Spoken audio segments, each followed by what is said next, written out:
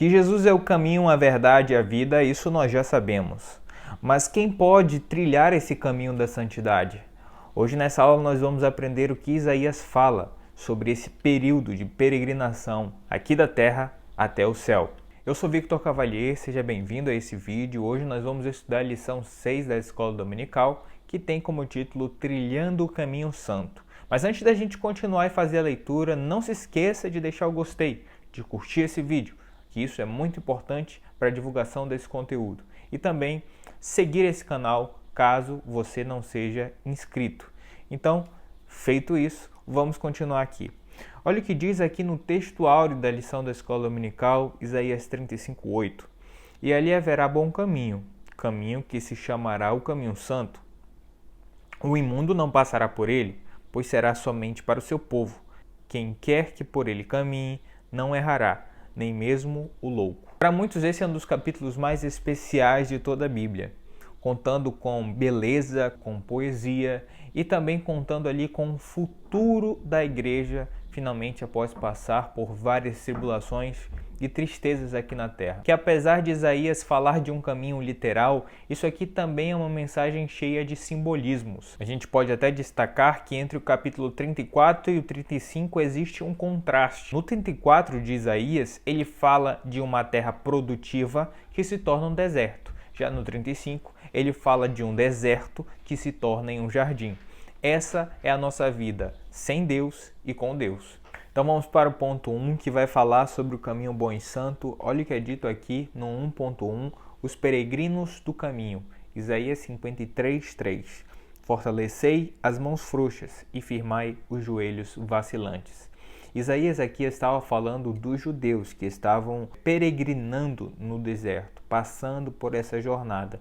Mas isso aqui tem um símbolo para as nossas vidas. Todos nós estamos nessa jornada, nessa peregrinação rumo aos céus. E durante essa jornada, durante esse caminho, nós vamos passar por situações que vão ser muito difíceis, que vão até nos enfraquecer, como é aqui no caso dos judeus. Deus deixa uma promessa, que aqueles que estão fracos serão fortalecidos. Enquanto no capítulo anterior a Bíblia fala sobre o julgamento divino sobre os ímpios, aqui nesse capítulo ele vai falar de uma terra que se encherá e que manifestará a glória de Deus, tendo em vista que aqui na terra será um momento onde todo o povo santo de Deus vai se alegrar. Nós observamos que a humanidade arrogante e prepotente não pode viver muito tempo longe de Deus. Em nossa tentativa de construirmos um reino para nós mesmos de acordo com os nossos pensamentos, nós fracassamos, então pecamos. E a palavra de Deus é pecador a alma que pecar, certamente morrerá.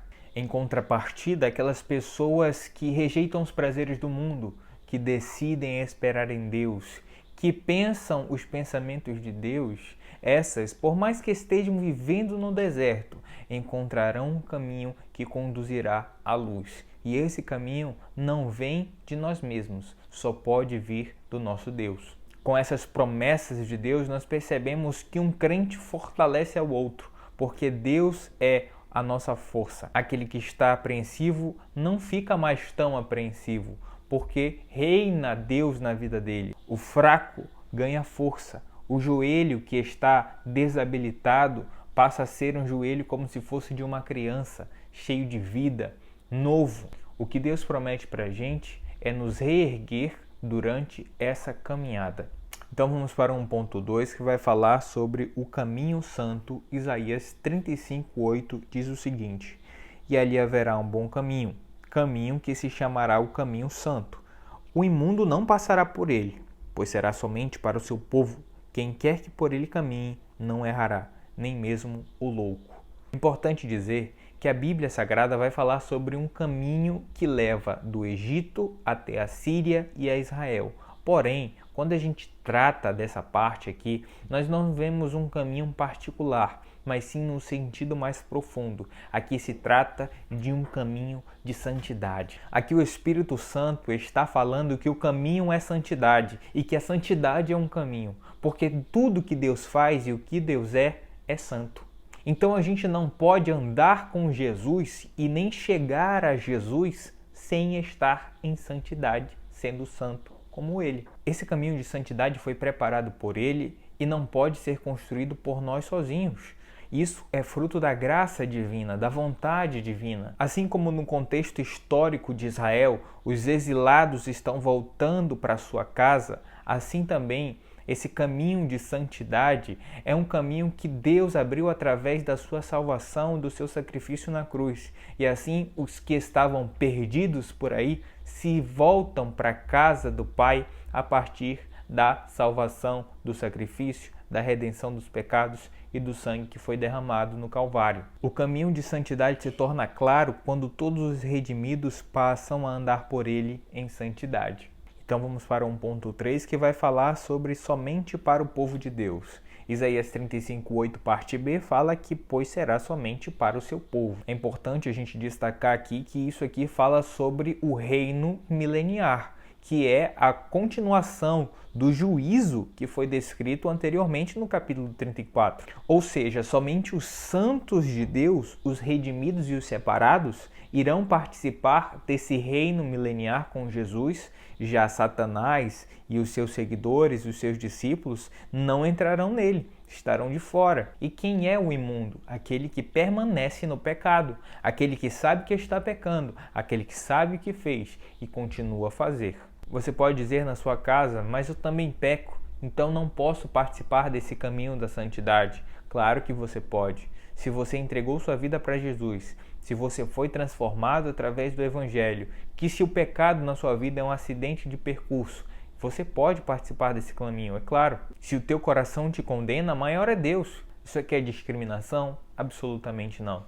Quando nós aceitamos Jesus, nós também aceitamos o seu novo caminho. Nós abrimos mão da nossa vida passada para viver a vida com Ele.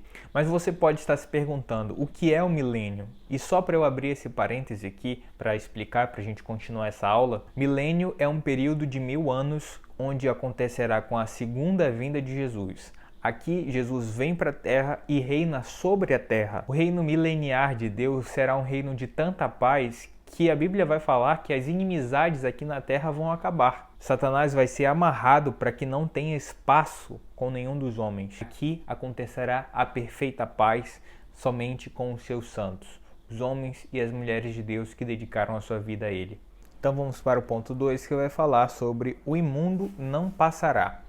O 2.1 fala sobre a exclusão do impuro. Olha o que é dito aqui em Isaías 35:8b. O imundo não passará por ele. Isaías menciona muito claro que o impuro não passará por esse caminho de santidade. Ou seja, existe aqui uma separação entre o que é santo e o que é profano. Eu sei que eu preciso ser puro, mas como eu posso ser puro? Essa é a pergunta. João 1,9 diz o seguinte: se confessarmos os nossos pecados, Ele é fiel e justo para nos perdoar os pecados e nos purificar de toda a injustiça. Ou seja, é necessário reconhecer o meu pecado e, em segundo lugar, pedir perdão pelo meu pecado. E como resultado disso, em primeiro lugar, nós temos a reconciliação com Deus. E, em segundo lugar, uma purificação a partir de Deus, onde Ele remove todo o pecado e nos dá a possibilidade de sermos santos. João 3,16 fala que para que todo que nele crê não pereça, mas tenha vida eterna. Ou seja, o pecador tem que crer, o santo tem que se confessar. Aquele que está longe tem que acreditar, mas o que está perto de Deus, que vacila no meio da jornada, esse se confessa. E o que confessa e deixa alcança a misericórdia. O versículo ainda vai falar que Ele é fiel e justo para nos purificar de toda injustiça. Porque é fiel e justo? Porque é da natureza dele. Ou seja, Ele é fiel a Ele mesmo e ao homem. E nos purifica de toda a injustiça. Não é algumas injustiças ou parte das injustiças que nós cometemos. Não. Ele é fiel para nos purificar de tudo aquilo que nos contaminou, de tudo aquilo que um dia nos afastou dele. O sangue foi derramado pela remissão dos nossos pecados e de todos aqueles que quebraram a lei de Deus. Esses voltarão a estar próximos de Deus. Ou seja, só não se purifica quem não quer. Só não se purifica quem deseja estar longe da salvação de Jesus e do sacrifício dele. Então vamos para o 2.2, que vai falar sobre a santificação como requisito. Olha o que é dito aqui em Isaías 6, 3 e 7. E clamavam uns aos outros, dizendo: Santo, Santo, Santo é o Senhor dos exércitos. Toda a terra está cheia da sua glória. Com brasa tocou a minha boca e disse: Eis que ela tocou os teus lábios. A tua iniquidade foi tirada e perdoada o teu pecado. Esse versículo Santo, Santo, Santo remete à profundeza da santidade de Deus. Ele é santo, faz parte da natureza dele, e essa natureza tem que ser pregada e ensinada em todas as igrejas. A santificação não pode ser um tema pesado, mas deve ser um tema natural para ser falado. Não pode ser um tema que o pregador tente se afastar. Tem que ser um tema que o pregador tenha que ter em mente, que deve ser anunciado necessariamente. Sobre ser repetido 3 vezes a palavra santo nesse versículo, tem algumas explicações. Alguns pesquisadores e teólogos dizem que é o aspecto da Trindade. Ele é santo 3 vezes. Deus Pai, Deus Filho, Deus Espírito Santo. Os 3 são santos. Outra ideia é que no texto é utilizado 3 vezes, principalmente no texto bíblico, para reforçar uma ideia. Quando uma ideia é citada 3 vezes, eu estou falando da importância desse assunto, ressaltando esse assunto. Ou seja, ele é santo, santo, santo, porque não existe alguém santo como ele. Levítico vai falar: sede santo porque eu sou santo, ou seja, necessidade de se parecer com ele, necessidade de ser separado para viver com ele. E um outro ponto interessante aqui que Isaías vai apontar e que o autor da lição vai falar é do versículo 7. O versículo 7 fala que tocando os meus lábios com ela o que? A brasa viva tirada do altar. Purificou os meus lábios. A brasa viva tirada do holocausto significava a ira de Deus, mas também, por outro lado, simboliza aqui o sacrifício do Cordeiro Jesus. O holocausto significa o Calvário. Então, quando essa brasa tirada do altar toca nos lábios dele, purifica os lábios dele. Antes de ser exposto a essa brasa viva, ele era impuro. Depois disso, ele passa a ser puro. E aqui eu tenho que dizer, não há como ser limpo do pecado sem 2 coisas. Ou sem a ira de Deus, ou sem a purificação de Jesus Cristo no Calvário. Quando Deus quer limpar a terra do pecado, ele destrói. Destruiu em Sodoma e Gomorra. Destruirá certamente no Apocalipse. Mas tem um outro modo também de purificar o homem do pecado, que é através do sacrifício de Jesus. São apenas essas 2 maneiras. E quando Deus joga o pecado na pessoa de Jesus, ali acontece a expiação perfeita. Ser santo não significa ser livre do pecado. Ser santo significa estar em constante limpeza do pecado. Essa limpeza só vem através do Espírito Santo. Ele é a única coisa boa que há em mim. Sem ele, não há nada bom em mim. Por isso, eu só entro nesse estágio de ser santo através do sacrifício de Jesus na cruz. Então vamos para o 2.3, que fala sobre algo interessante, que é a comunhão com Deus. Está escrito aqui em Isaías 35:2: florescerá abundantemente, jubilará de alegria e exultará. Deu-se-lhes a glória do Líbano, o esplendor do Calvário e de Saron. Eles verão a glória do Senhor, o esplendor do nosso Deus. Aqui Isaías está falando de um quadro dos cativos que estão viajando por uma estrada, significando aqui os remidos que estão voltando para a casa de Deus. Ou seja, nós estamos caminhando para a plena comunhão. Uma pessoa que é salva, alguém que é servo de Deus de verdade, não está alegre apenas por escapar do inferno. A pessoa fica alegre porque ela está cada vez mais próxima de alcançar a glória do Senhor nos céus e estar próximo com Ele. A sua primeira preocupação não é o seu pecado ser revelado, mas sim ele realmente está magoando a Deus com as suas atitudes que estão erradas. E aqui é descrito que eles verão a glória do Senhor, ou seja, esse aqui é o motivo de júbilo, esse aqui é o motivo de alegria, é estar na presença de Deus. Ali o solo será extremamente produtivo. Ali não haverá mais areia, ou seja, o que era arenoso, o que era um deserto, se transforma em um lago. Aquilo que era difícil se torna fácil, de livre acesso. Um outro ponto é que ele fala de um solo que se torna extremamente produtivo. Um povo que se torna sarado através da cura que só Cristo pode fazer. Uma areia que é esvaziada, ou seja, que se torna um lago. Um ambiente que muda de ideia, que muda de posição, que se inverte de uma hora para outra. Essa é a ideia do nosso reino com Jesus. Então vamos para o ponto 3, que vai falar sobre nem o louco errará. Olha o que é dito aqui no 3.1, caminho sem erro, que é Isaías 35:8, parte C.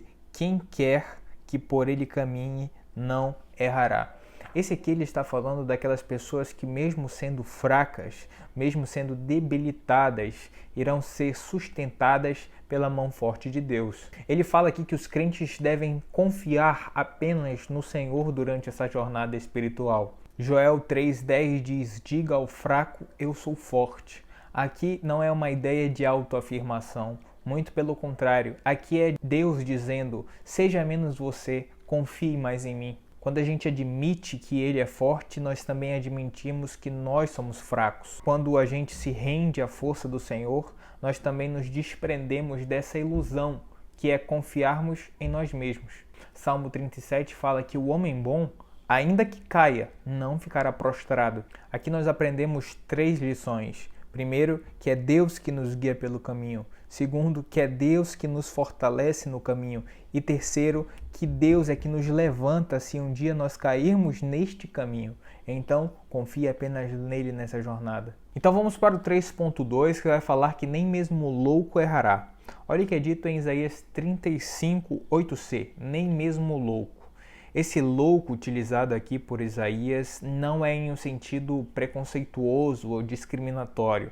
O termo louco na Bíblia é utilizado em alguns sentidos que podem até mesmo ser diferentes. Louco, por exemplo, em Provérbios pode ser o insensato, o imoral, aquele que deseja viver longe de Deus, que é incrédulo, que não acredita em Deus. E aqui o louco, nesse sentido de Isaías, já puxa para um outro lado, que é aquele que é sem discernimento espiritual, sem a compreensão das coisas espirituais. Ou seja, aqui até mesmo despreparado, até mesmo o que não tem instrução, ele pode andar por esse caminho do Senhor. E para a gente entender o louco, a gente pode citar também o que é o sábio. Antigamente, no Antigo Testamento, o sábio era o artesão, era o conselheiro, era aquele artista. Para os judeus atualmente, sábio é aquele que aplica o seu conhecimento. Ou seja, aquele que adquire o conhecimento e coloca em prática. Não é suficiente apenas ler muitos livros, não é suficiente apenas ter um QI alto, não é suficiente estudar nas melhores escolas. Se você não é, entre aspas, bem-sucedido nessa vida, se você não produziu nada, se você não faz nada com esse conhecimento adquirido.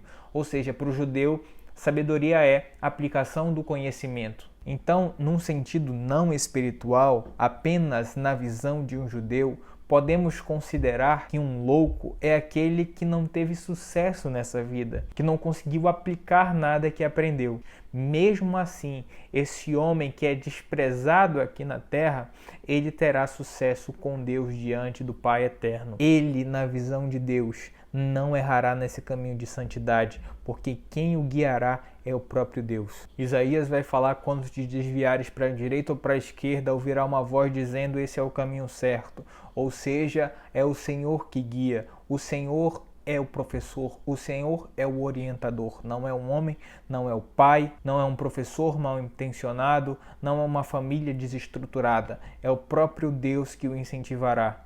Provérbios vai falar: o temor ao Senhor é o princípio da sabedoria. Ou seja, para Deus não importa quem você é ou o que você faz. Se você teme a Ele, se você está debaixo da vontade dEle, você é salvo. Se você é um cristão fiel de verdade, a sabedoria te acompanha, porque você teme ao maior sábio que já pisou na terra, que é Jesus. Então vamos para o 3.3, que vai falar sobre caminho seguro e alegre. Olha o que é dito aqui em Isaías 35, 9 e 10. Ali não haverá leão, animal feroz, não passará por ele, nem se achará nele, mas os remidos andarão por ele. Os resgatados do Senhor voltarão e virão a Sião, com cânticos de júbilo. Alegria eterna coroará a sua cabeça, gozo e alegria alcançarão, e deles fugirá a tristeza e o gemido. Aqui nesse capítulo, Isaías caminha para um encerramento acerca dos ensinamentos sobre as nações e sobre a soberania de Deus sobre essas nações. Aqui Isaías está mostrando os resultados, e que os resultados das atitudes tomadas são claros e simples. Para o incrédulo é a destruição, para o fiel em Deus é a alegria e o gozo na eternidade. Aqui os crentes estão garantidos na segurança espiritual. Não tem erro. Aqui tem paz, aqui tem confiança, aqui ele pode acreditar que tudo irá bem. Corresponde à nossa vida como Israel de Deus, que vamos ser conduzidos pelo Senhor no reino que ele vai estabelecer na terra, quando ele reinar totalmente. Quem anda com Jesus, querido, não tem que andar de cabeça baixa, pensando que está ruim, pensando que a vida de um cristão é uma vida de fardo. Não. Quem caminha com Jesus tem um caminho alegre, tem um caminho feliz. É isso que Deus proporciona, essa paz que excede todo o entendimento, essa alegria que o mundo não pode conhecer sozinho. O final dessa jornada é a presença de Deus nas nossas vidas. Ele mesmo fala: eu sou o caminho, a verdade e a vida. Ninguém vem ao Pai a não ser por mim. Aqui Jesus declara quem ele é e o que ele é. Alguns judeus incrédulos vão dizer: Jesus nunca afirmou ser Deus, mas ele aqui diz ser Deus. Só pode chegar ao Pai através dele. Ele é o caminho, ou seja, sem ele não existe salvação. Jesus disse: quem olha a mim, vê o Pai.